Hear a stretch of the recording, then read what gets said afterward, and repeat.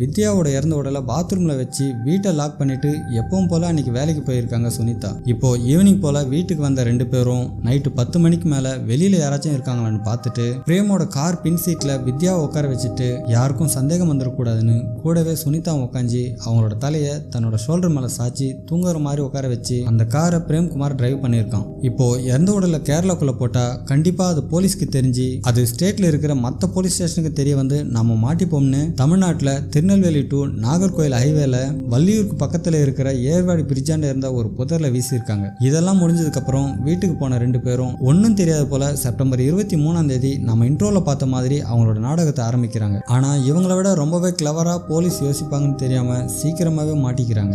அதே சமயம் தமிழ்நாட்டில் வீசின வித்யாவோட இறந்த உடலை கண்டுபிடிச்ச திருநெல்வேலி போலீஸ் சந்தேகத்துக்கு இடமான அடையாளம் தெரியாத மரணம்னு கேஸ் ஃபைல் பண்ணி ஸ்டேட்ல இருந்த மற்ற போலீஸ் ஸ்டேஷனுக்கும் அலர்ட் பண்ணப்போ வித்யாவோட இறந்த உடலை கிளைம் பண்ண தமிழ்நாட்டில இருந்து யாரும் வராதனால அடுத்த கொஞ்ச நாள்ல போலீஸே அந்த இறந்த உடலை அடக்கம் பண்ணிடுறாங்க.